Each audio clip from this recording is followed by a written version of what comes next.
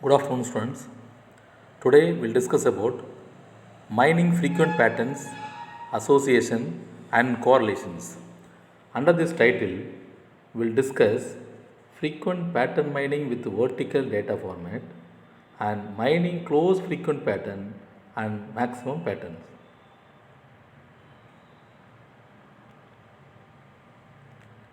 In the previous class, we discussed a priori algorithm with some examples, but we found there are some major issues in a priori algorithms.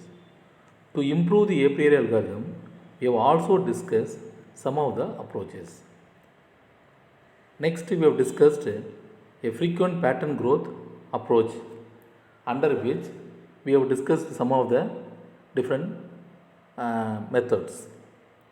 Today we will discuss about frequent pattern mining with vertical data format and mining close frequent patterns with maximum patterns.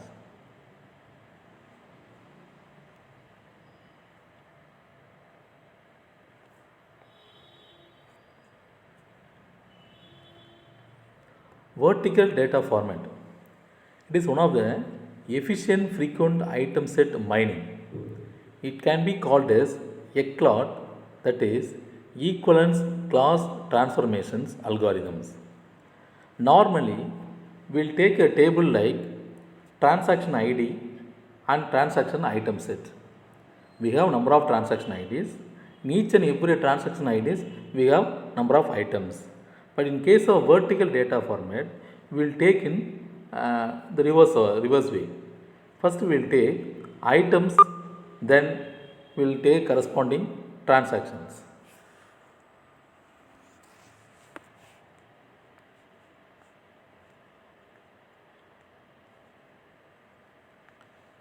So here we can take vertical format. For example, if you take T of AB equal to T11, T25, these are all the transactions.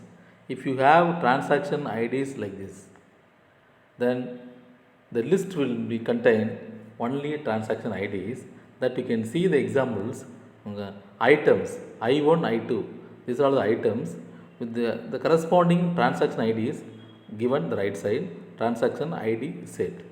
For example, item 1 which is occurring in transaction ID T800 and T900, and item 2 it is occurring on transaction ID 100 and transaction ID 800.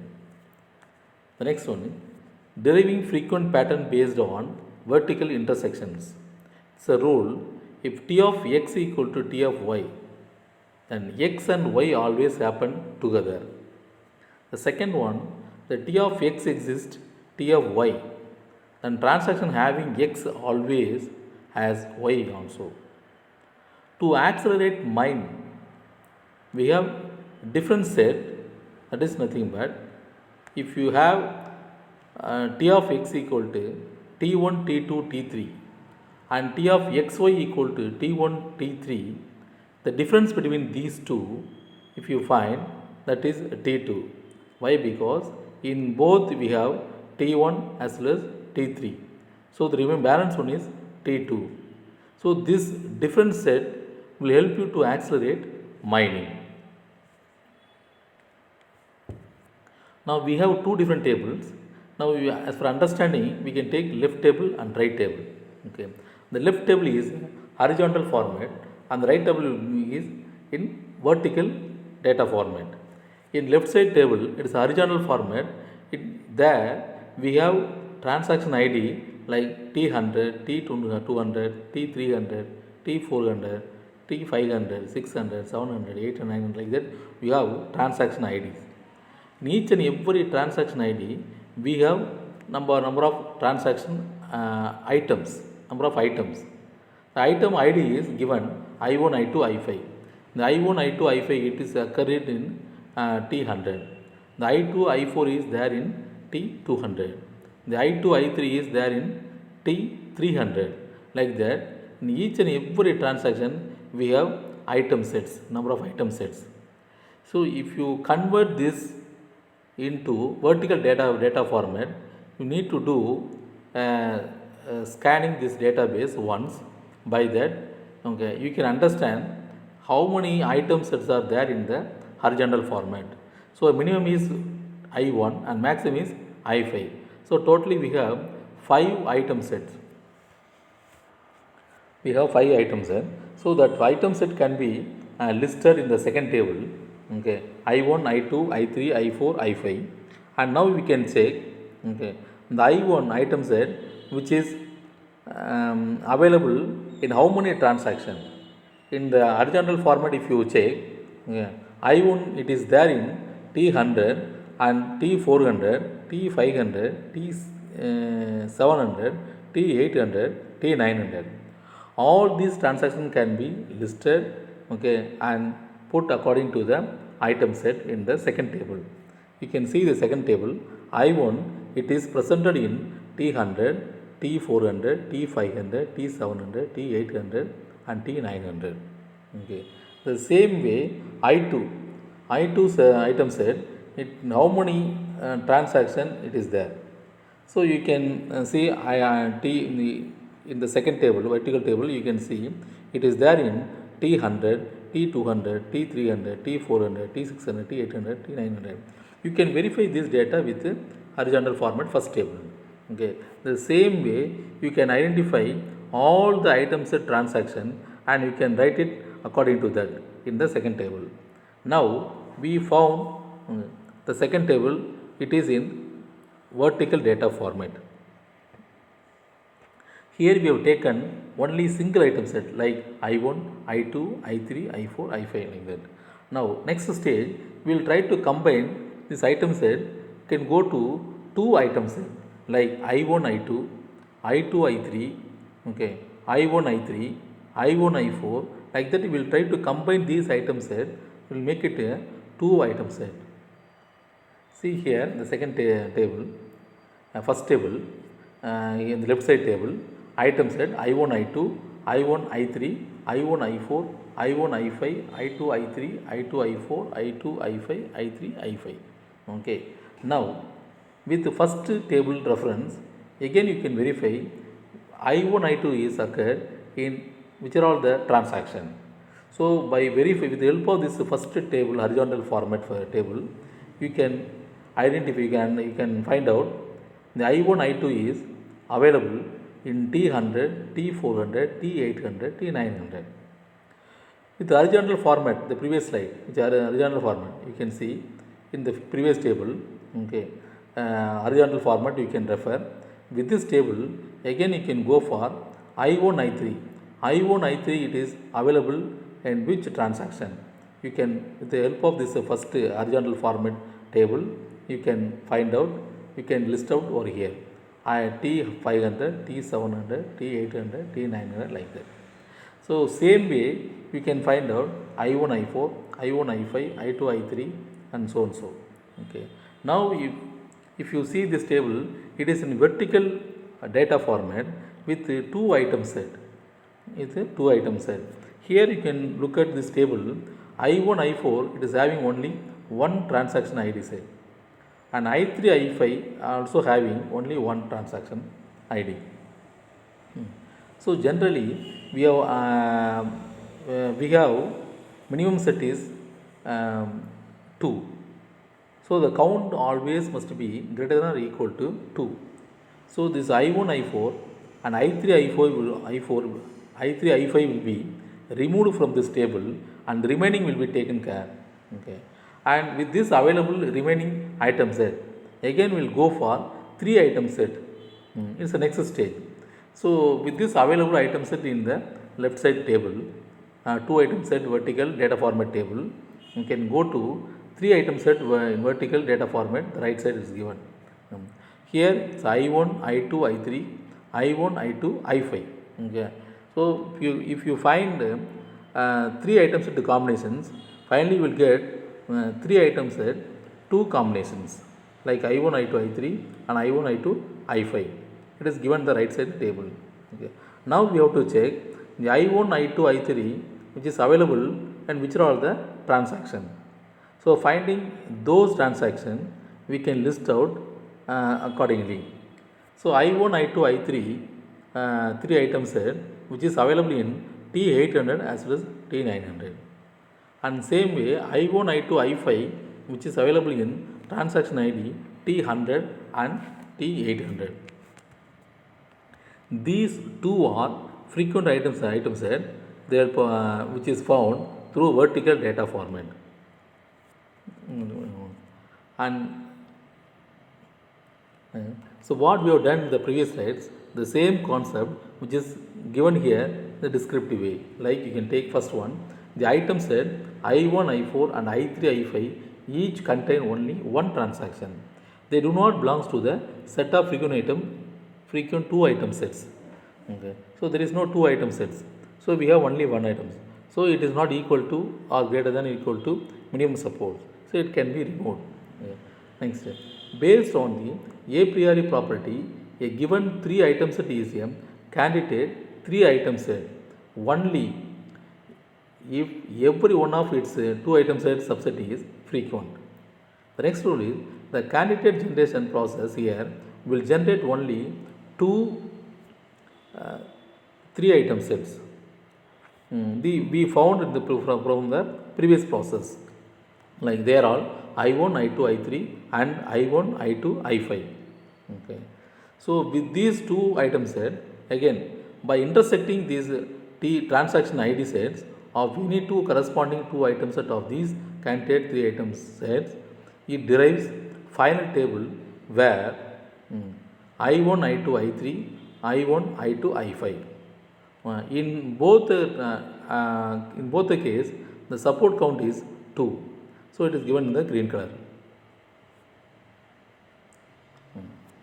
The next one is mining closed and maximum patterns. Mining closed and maximum patterns, max patterns. The mining closed and max patterns, it is a recommended methods is to search for closed frequent item set directly during the mining process. This requires us to prune the search space as soon as we can identify the case of closed item set during mining. Pruning strategies include the following. So these are all the important points which is going to be implemented in the following slides. Item merging. If every transaction containing a frequent item set X also contain an item set Y but not any proper superset of Y, we will see. Then X union Y forms a frequent closed item set and there is no need to search for any item set containing X but no Y. Here it is one of the efficient method. It is a lossless compressions. Here we have item set merging. And the item set merging will be done if Y appears in every occurrence of X, then Y is merged with X. Here we can take the first table. There you have transaction ID like 10, 20, 30, 40, 50. For each and every transaction, we have items like A, C, D, E, F. Okay. For 20, we have A, B, E. For 30, we have C, E, F. For 40, we have A, C, D, F. For 50, we have C, E, F. This is a table which is given. From this table, we have to find out the support count for each and every items given in the particular transaction ID. So we have listed here the second table. For example, A. If you take A is presented 3 times in the first table, okay, and D presented 2 times in this first tables, okay, and F is presented in the four times in the present table. For example, one you can check F if you take transaction ID having F and transaction ID 30 having F, ID 10 having F, 30 having F, 40 having F and 50 also having F. So we have 4 F. So F count is 4. The same way E, it is 4 times it is existing in the first table. So the count will be 4. And for C, it is also available 4 times. So for C, the count is 4. Like that, the support count for each and every items we found over here.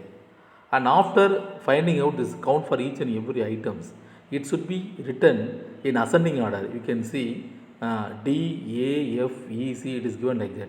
Means it is ascending order, start from 2 and going on 3, 4, 4, 4 like that is coming.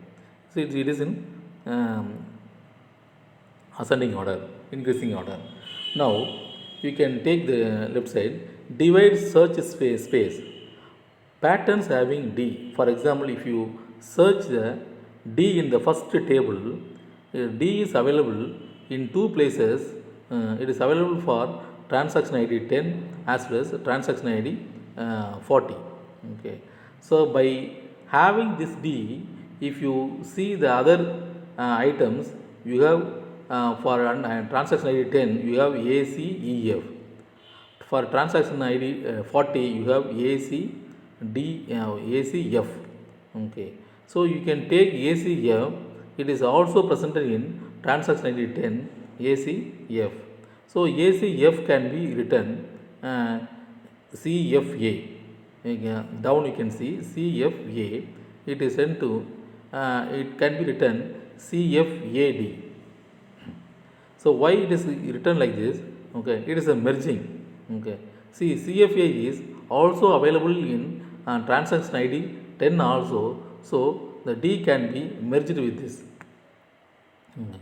Now we can take CFA is the Y and D is the X. So if we combine, see here the down we have given X equal to D and Y equal to CFA. If you do merging, then you will get ACFD, the count is 2. So, so if you see the ACFD in the first table, it is coming 2 times, the count will be 2. Now, closed set plus mining closed item set by pattern growth. Here also the source is given here. Okay. Item set MEL. If Y appears in every occurrence of X, then Y is merged with X, which we have done over there. Okay. Then sub item set pruning. If Y is subset of X and sub of X equal to support of Y, then X and all of the X descendants in the set of enumerations tree can be pruned. There are different methods or tricks are there. They are all hybrid tree projections and item skipping, then efficient subset checking. Under hybrid tree projection, we have another 2 methods like bottom up physical tree projections on top down pseudo tree projections. Item skipping is a thing, but if a local frequent item has the same support in a several header table at the different levels, one can prune it from the header table at the higher level. We'll see in the next slide. Now we'll define mining max patterns. The mining max pattern, a pattern X is a max pattern if X is frequent and there exists no frequent super pattern, that is Y exists X. Okay. So the next one is difference from closed pattern. The difference is closed pattern. Do not care. What is the difference from the closed pattern? Do not care the real support of the sub pattern of the maximum pattern. Okay. And suppose if you take transaction database 1 T1 equal to A1, A2 so and so A50, and T2 if you take A1 so and so A100. In both the transaction, if you find the minimum, if you fix the minimum support is 1, then how many pattern items does DDBI contain? Okay, only 1. If you take A1 to 100, so almost you will have only 1 maximum minimum support. Okay. And max pattern is a lossy compressions. We don't know the real support of A1, A40. All because of that it is a lossy compression. If we know the real support of this A1 to A40, of course it is a lossless compression. Now we don't know this real support of A1 to A40, so it is a lossy compressions. Thus, because of this, in many applications, mining closed pattern is more desirable for mining max patterns. Now here you can see the max miner mining max pattern. Okay, so the steps is given here. Okay, first scan find frequent items. Right side you can see the table, one small table is given. There you have transaction ID 10, 20, 30 and items A, B, C, D, E. If you look at this table, you can see the minimum, the lower value is A and the maximum value is F. But the minimum support is 2. So minimum 2 times that's where items should occur over here. So if you look at this table, except F, all the items occurring more than 2. So by removing F, you can list all the items. Okay, during first scan, we found A, B, C, D, E. Now, if you do the second scan, we will combine all these single items into two items. Now, we will get AB combination AB, AC, AD, AE. If we combine all these, you will get A, B, C, D, E. Same way for next combinations BC, BD, BE. If we combine all these, you will get BC, DE. The other next combinations CD, CE, CDE. If you combine CD, CE, you will get CDE. Next one is DE. So in the last two CD, CE and DE, if you combine these three, you will get CDE. You can look at this one. We have written in blue color A, B, C, D, E, B, C, D, E, C, D, E. All three will be called as potential max patterns. Okay. So if you define all these things, potential max pattern, then at this level we can stop. There is no need to go for further scan. So it is given clear here. Since BCDE is a max pattern, no need to check BCD and BDE and CDE in later scan. So this is nothing but mining max patterns. So now here we have discussed a priori algorithm, improving the efficiency of a priori algorithm, frequent pattern growth approach, and frequent pattern mining with vertical data format also we have found, we have discussed. And another one is mining close frequency pattern, frequent patterns and max pattern also we have discussed. So that's all. So next tomorrow we will discuss some other topics. Thank you.